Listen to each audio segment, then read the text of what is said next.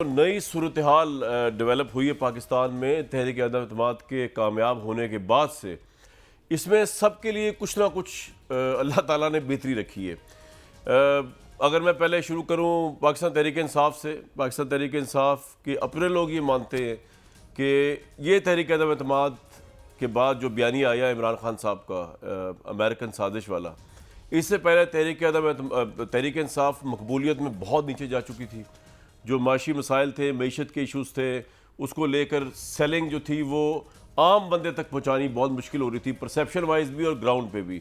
लेकिन जो तहरीक अदम एतमाद की कामयाबी से नेमत ये हुई कि इमरान खान साहब तो उतर गए, उनकी कैबिनेट भी फारिग हो गई, लेकिन उनको जो मकबूलियत मिली है शायद उसका इमरान खान साहब को भी अंदाज़ा नहीं था और अपोजिशन को भी अंदाज़ा नहीं था।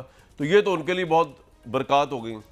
दूसरी तरफ अपोजिशन के लिए बड़ी बरक़ात हुई। वो अपोजिशन जो ज़मानत पे थी, वो अपोजिशन जो अदालतों के धक्के खा रही थी, वो अपोजिशन जो दूर दूर से वजारत उज़्मा को देख रही थी, आज वो वज़ीर आज़म भी हैं, वो काबीना के अंदर भी हैं, उनके पास पंजाब की गवर्नमेंट भी है।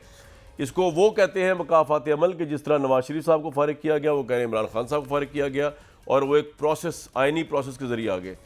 लेकिन अवाम जो है वो चीज़ों को किस तरह देख रही है, ऑब्वियसली मैं यहाँ बैठ के एवेल्यूएट बिल्कुल भी नहीं कर सकता। ये जो हम लोगों को जलसे देखते हैं, ख्वाह वो पीटीआई का जलसा हो, वो या अपोजिशन का जलसा हो या गवर्नमेंट का जलसा हो, इससे आपको एक पल्स चलती है पता। लेकिन इलेक्टोरल वोटिंग जो है और जो पोलिंग होती है वो एक अलग ही फिनोमेना है, तो वो तो चलेगा इलेक्शन वाले दिन। लेकिन इस वक्त प्रॉब्लम ये है कि तहरीक इंसाफ इस मकबूलियत को फौरी तौर पर वोट के ज़रिए कैश कराना चाहती है, जबकि अपोजिशन, मेरे मुँह से बार बार अपोजिशन निकल जाता है, मेरा कहने का मकसद गवर्नमेंट होता है। गवर्नमेंट जो है वो नहीं चाहती कि इस वक्त फौरी तौर पर इलेक्शन हो जाए और कहीं ऐसा ना हो खसो खाशाक की तरह सब बह जाए, जो मकबूलियत पाकिस्तान तहरीक इंसाफ इस वक्त इंजॉय कर रही है। जहां बहुत बड़े बड़े मसले आ रहे हैं, वहां पे एक मसला ये भी आ रहा है पाकिस्तान तहरीक इंसाफ को कि अब जो मसाइल का अंबार है उसमें एक मसला ये भी है, पंजाब की गवर्नमेंट दूंगी वफाकी भी गई, कि इनकी पार्टी जो है उसके मुतालिक 30 दिन के अंदर फैसला होने जा रहा है कि इस पार्टी ने एज आ तहरीक इंसाफ रहना भी है या नहीं रहना। अगर मैं सबसे पहले आपको सबसे इंटरेस्टिंग शॉट सुनवा दूँ जो फवाद चौधरी साहब ने गुफ्तगू की है मौजूदा हालात के ऊपर, सुनते हैं, उसके बाद वापस आते हैं इस शो में। 37 लोग हैं कुल वज़ीर आज़म को मिला के इस काबीना में, उनमें से 26 बेल पे हैं बाशमूल वज़ीर आज़म और उनके बेटे के। काबीना है वो क्रिमिनल्स के ऊपर मुश्तमिल।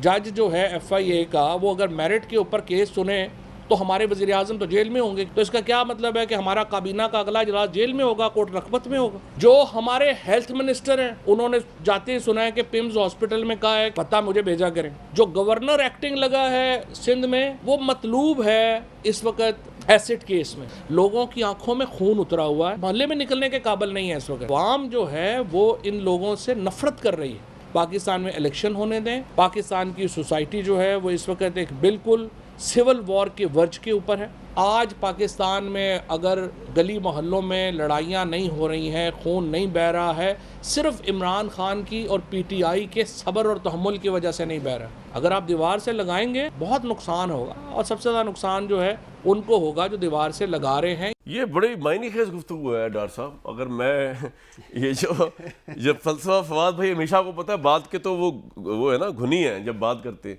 वो जो दीवार से लगा रहे हैं वो कौन है वो तो शायद आप मुझे नहीं बता पाएंगे। ये सब्र का पैमाना आपका जो है वो किस वजह से लबरेज हो सकता है, इसके बाद सिविल वॉर हो सकती है, कहना मतलब यानी कि अगर इलेक्शन फौरी ना हो। देखिए ये तो एक हमारी प्राइम डिमांड है, जिसे आप कह सकते हैं कि नंबर 1 डिमांड है।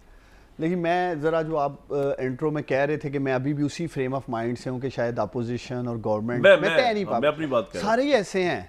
इतनी जल्दी इस साजिश के ऊपर अमल दरामद किया गया कि कोई भी मेंटली प्रिपेयर ही नहीं हो पाया। अपोजिशन वाले अभी भी गवर्नमेंट में जाके अपोजिशन ही समझ रहे हैं खुद को। हम अपोजिशन में आके लगे हुए हैं कि हम गवर्नमेंट में, तो है अगले चंद दिनों में सब सेट हो जाएगा।